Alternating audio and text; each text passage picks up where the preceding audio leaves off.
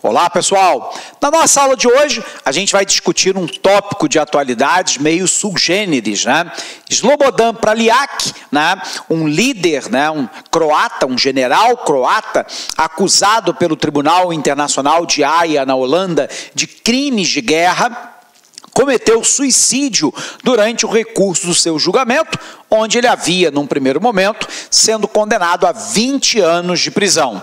Praljak, né, afirmou durante o julgamento que ele não havia cometido crime nenhum e quando, né, a sua sentença foi confirmada, ele tirou lá, né, um pequeno vidro do bolso e tomou um gole de veneno, morrendo horas depois. Então vamos lá, vamos tentar entender um pouquinho a respeito dessa questão. Primeiro, que a questão do Slobodan Praljak, né, ela se remete a uma questão da fragmentação do leste europeu após o fim da União Soviética. Vamos lembrar. Primeiro, entre 1945, final da Segunda Guerra Mundial, e 1991, o mundo viveu aquilo que nós chamamos de bipolaridade, também conhecido como período da Guerra Fria, ou ainda o conflito leste versus oeste. O oeste capitalista, liderado pelos Estados Unidos, e o leste socialista, liderado pela União Soviética. Esse período foi um período de forte corrida armamentista entre as duas superpotências, inclusive com a criação de pactos de defesa mútua militar entre si. É o caso da OTAN, a Organização do Tratado do Atlântico Norte, no lado ocidental, existente até hoje e liderada pelos Estados Unidos.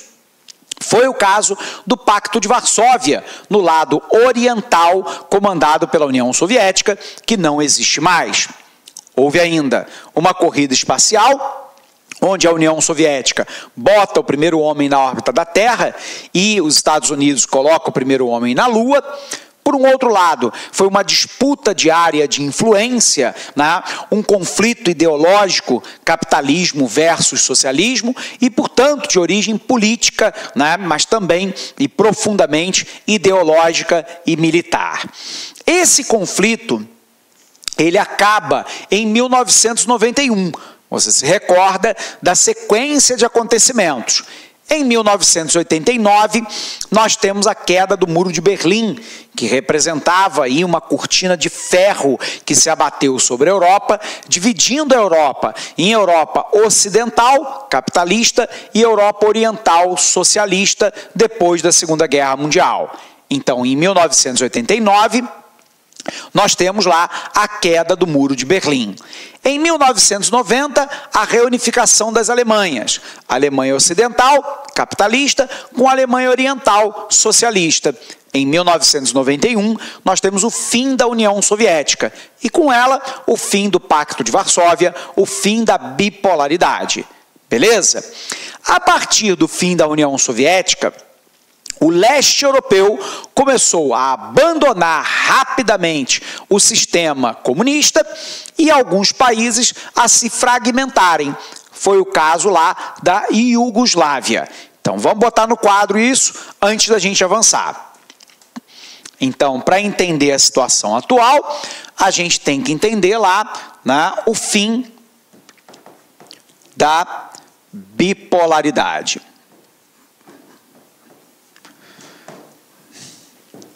Então, de 1945 a 1991, lembrando, né, aqui o fim da Segunda Guerra Mundial e aqui o fim da União das Repúblicas Socialistas Soviéticas. Durante esse período, eu tive lá uma intensa disputa ideológica, política e militar. Eu tive uma corrida armamentista e espacial, e tive uma disputa por áreas de influência. Então vamos ver se a gente recorda, né? Período aí de 1945 a 1991, período da bipolaridade, do conflito leste versus oeste, da velha ordem mundial, da Guerra Fria. Disputa ideológica, capitalismo versus socialismo, política e por área de influência, além da disputa de origem militar. Isso leva a uma corrida armamentista e espacial e uma disputa de área de influência entre capitalistas e socialistas. Na Europa, o oeste da Europa capitalista, liderada pelos Estados Unidos, o leste europeu socialista, liderado pela União Soviética. Enquanto a União Soviética foi forte, ela comandou com mão de ferro o leste europeu. Países, né, como, por exemplo, a Iugoslávia, a Tchecoslováquia, mas também a Bulgária, a Hungria, né? Lembrando aí dos países que compunham, né, a área de influência ou a própria União Soviética, né, como o Cazaquistão, Uzbequistão, Tadiquistão, Geórgia, Bielorrússia, né, todos eles com uma área de influência intensa sob o ponto de vista político e militar dos soviéticos. No entanto, em 1991, a União Soviética deixa de existir. Quando a União Soviética deixa de existir, nós temos um outro movimento. É uma corrida acelerada para o capitalismo e, por um outro lado, uma fragmentação. Isso porque vários países foram criados, né, a partir de uma miscelânea sob o ponto de vista étnico, linguístico e religioso. Foram amalgamados num único país, sem que nunca se sentissem verdadeiramente como nacionais.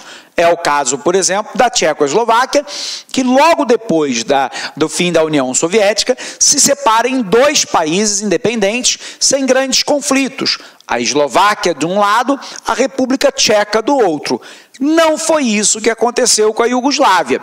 A Iugoslávia era formada lá por Montenegro, por Sérvia, por Croácia, por Bósnia, Kosovo e a Eslovênia.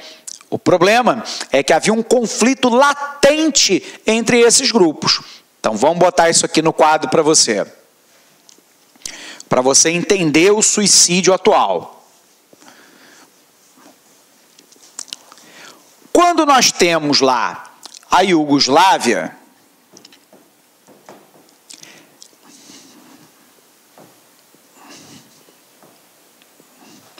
a Iugoslávia era formada lá pela Eslovênia, Croácia, Sérvia, Montenegro, Bósnia e Kosovo. Qual é o problema? É que esses grupos aqui não tinham uma identidade étnica entre si e nem religiosa. Lembrando que etnia remete à cultura. Portanto, né, é ética, moral, hábitos alimentares, modo de se vestir, visão do passado, visão do futuro, religião, língua, enfim, tudo aquilo que marca a cultura de um povo. Só para dar um exemplo, né, nós temos os sérvios, né, que são eslavos, portanto, do mesmo grupo étnico que os russos, e são cristãos ortodoxos.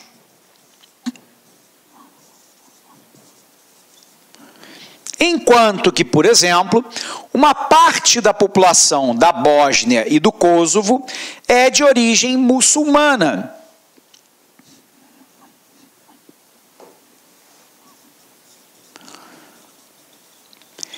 A gente vai poder observar que, com o fim, né, da União Soviética, a Iugoslávia entra num processo de fragmentação. A Eslovênia, né, e a Croácia são dois países que imediatamente se tornam independentes de maneira relativamente pouco conflituosa. E aí ficou a Sérvia, que sempre foi, né, o país mais importante da Iugoslávia, seu aliado Montenegro, dominando as regiões da Bósnia e de Kosovo. O problema é que a população croata que habitava a Bósnia e a população muçulmana resolveram, né, declarar a independência da Bósnia. O resultado é que a Sérvia, então, invadiu a Bósnia e iniciou um processo de limpeza étnica no país. Recentemente, o general que comandou essa limpeza étnica, né, chamada Ratko Mladić, um sérvio, foi condenado à prisão perpétua pelo Tribunal Internacional de Haia, na Holanda, por crimes de guerra e crimes contra a humanidade, por limpeza étnica. Ao longo, no entanto, das investigações, nós conseguimos obter informações. Quando eu digo nós estamos falando do Tribunal Internacional de Haia, a humanidade como um todo, de que os crimes não foram cometidos somente pelos sérvios e montenegrinos em relação à população bósnia muçulmana, mas que também teve, né, a participação de croatas, né, nesse massacre contra os muçulmanos, numa verdadeira guerra civil de muçulmanos e croatas dentro da Bósnia. E neste caso, né, é que se encontra o Slobodan, que cometeu agora, né, suicídio num tribunal. Ele era um general croata que foi acusado pelo Tribunal Internacional de Haia de ter ciência do massacre de croatas contra islâmicos e não tomar partido na situação ou tomar nenhuma medida protetiva a favor dos muçulmanos, permitindo que o massacre acontecesse. Ou seja, ele não agiu no sentido de cometer o crime de guerra, mas ele permitiu que o crime ocorresse por omissão. E muito provavelmente porque se entendia como croata e que havia uma guerra civil de croatas com muçulmanos, ele se posicionou ao lado dos croatas dentro da Bósnia, permitindo o massacre rotineiro de muçulmanos pelos sérvios e também pelos croatas. Em virtude disso, aos 72 anos de idade, ele foi condenado pelo Tribunal de Haia, na Holanda, a 20 anos de prisão e recorria ao próprio tribunal. Quando, recentemente, o tribunal votou por manter a sua pena, ele vai lá, tira um frasco do bolso e toma aquilo que é veneno. Ele diz para o juiz: tomei veneno, né? Imediatamente o julgamento foi paralisado. Ele foi levado para um hospital, né, mas dada a sua idade avançada e a dose do veneno que ele tomou, ele foi a óbito. E isso chamou a atenção, né, do mundo como um todo, e para nós em atualidades isso é muito importante, que é entender a gênese desse conflito, né? A gente sabe que esse plebiscito pela independência da Bósnia não foi reconhecido pelos sérvios. Não obstante isso, né, a ONU decide atuar, né, a OTAN, a Organização do Tratado do Atlântico Norte, faz bombardeios intensos na Sérvia até que essa aceite a independência da Bósnia, ao mesmo tempo que a ONU monta as forças de paz na Bósnia. Mais tarde, se permitiu também a independência de Kosovo. Olá, meus amigos, minhas amigas, sou o professor Luiz Antônio de Carvalho e estou aqui para fazer um convite muito especial para você que está se preparando para o concurso do Banpará 2018, cargo técnico bancário. Nós, aqui da Lá Concursos, nós preparamos não um curso normal, gente, papo sério, papo reto, um curso super competitivo, um curso ponto a ponto digital, um curso super atualizado, que eu tenho certeza absoluta, se você cumprir as nossas orientações pedagógicas, vocês estarão bastante competitivos para o dia da prova, no dia 6 de maio de 2018. Nós, aqui do Lá Concurso, em especial eu, professor Luiz Antônio, que sou professor de atendimento, vendas e conhecimentos bancários, bancários e eu fiz um reforço pedagógico gigante, cara, gigante. Pode ter certeza, cara. Papo reto, aqui não é com papo de vendedor, não. Eu sou responsável pelo site. Pode ter certeza que você fazendo investimento aí de apenas 10 parcelas de R$30, você terá aí reais condições de competir por vagas nesse concurso. Tá certo, meus amigos? Espero vocês. Já ia esquecendo. Você quer o material de apoio dessa videoaula? É muito fácil. Clique aqui em cima, aliás, aqui embaixo, né? Clique aqui embaixo. Você faz um pequeno cadastro no nosso site. Você poderá aí efetuar o download gratuitamente dessa videoaula que você acabou de assistir, que aliás é uma videoaula pequeno, 10, 20% da videoaula, só é um pequeno trecho demonstrativo para vocês conhecerem a qualidade dos nossos professores. Tá certo, meus amigos? Espero vocês. Forte abraço, fique com Deus. Tchau, tchau. Fui! Clique lá.